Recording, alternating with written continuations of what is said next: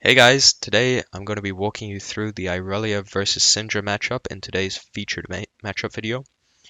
Now, Irelia versus Syndra is another pretty Irelia favored lane. Most of these immobile mages are. So you're going to see a lot of concepts in here that apply to a lot of Irelia versus mage matchups. Um, Now we get a pretty good chunk on her level 1 here. Uh, and the waves, so that's a pretty irregular start, I would say. You're not always going to have this, but a lot of the concepts you're about to see are still going to apply. So the wave is now bouncing out to me, so I'm just going to try and avoid taking too much damage at this point because you need a decent amount of HP to be trading into Syndra. She has a pretty decent amount of damage at this point, so I'm just going to continue letting the wave come in. Now, what I'm already looking for is these low HP minions in the back line, specifically ones that are low enough to Q on. Because when I have this layer, what you'll notice whenever you look at a wave is it's got two layers. It's got a layer of ranged minions far back, and then a layer of melee minions in the front. Here we can see this is the layer of ranged minions, and then here we have the lone warrior melee minion holding the line. So basically here, the way you want to think about this is creating a bridge here from the melee minions in the front, queuing to the melee minions, and then queuing to the range minions. So here, I already know I have that range minion low enough, so I'm going to walk up and auto this a little bit to be able to queue to it. And now what I'm going to do that's really important is I'm going to be walking back as far as possible. Now, the reason you do this is to reduce the amount of threat that Syndra is feeling. Imagine yourself here as Syndra. Irelia's level 2, and you know she's going to be looking for some sort of trade. If Irelia is standing here, very close to one of these low HP minions, it's very telegraphed what Irelia is going to be looking to do. She's obviously just going to be looking to jump to this minion, try and land some sort of E, and then use that to get onto the Syndra. So to reduce the threat that Syndra feels here, what you have to do is you just have to run max range from your Q range away from the melee minion. And that's what I do here. I run back, and you can see because of that, Syndra is now running forward because she doesn't feel very threatened here because of how far away I am. That's when I do the double Q here. I think just to critique one thing, I could have leaned the E more, following the general theory. Syndra is going to look to dodge away because I'm dashing to this side of her. So she's going to look to dodge away. But still here, I managed to land that E. And then, yeah, what I want to try and do now after I've landed this E is I know I have enough damage to kill her. So I want to kite her down the lane. And with the wave in this position coming in, it's really good if I can trade 1 for 1 because my wave's in a better position. And when we both TP, it's going to be frozen on my side, and then I'm going to have that really nice lane state when we come back. Now, what ends up happening here is the other nice thing to look for is to look to get the kill and get the flash without using your flash, because if you can do that, it's basically guaranteed to be another solo kill. Here in this case, I wasn't able to do it, but how you do it is you um, Q max range here, and then you continue to run forward and try and find that auto attack. In this case, I was a bit out of range, so I had to flash for it.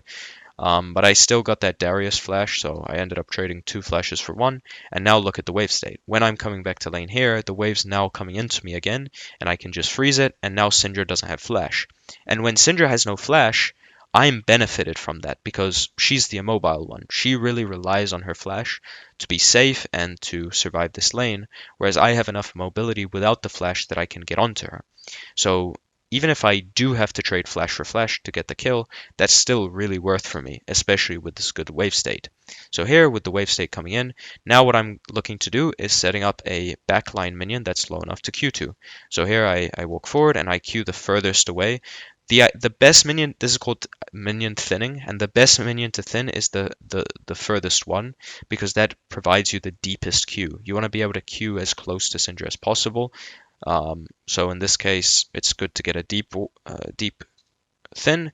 And now here we see two layers. We see a layer of minions in the back line and a layer of minions in the front line. We know we have that low HP minion here to jump to, so we want to create that bridge.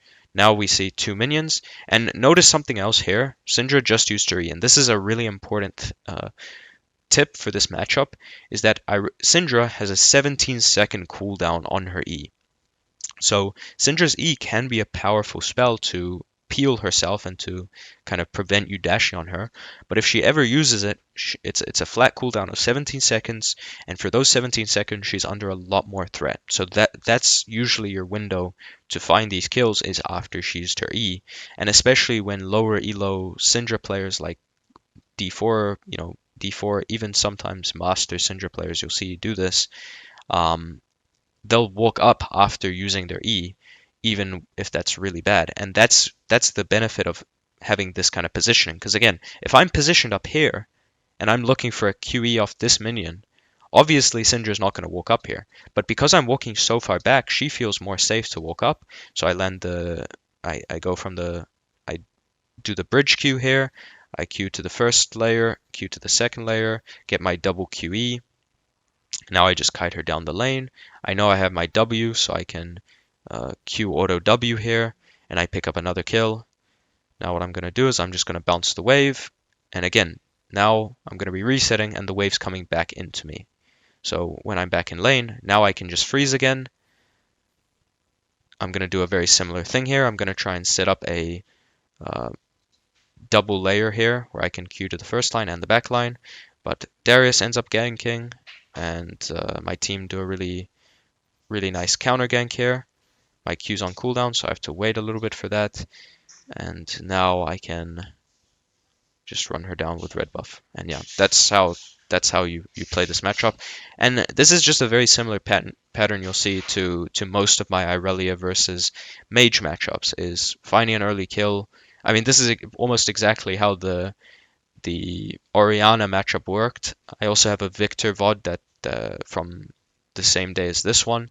So unless I get a good matchup tomorrow, I'll probably do that as the featured matchup.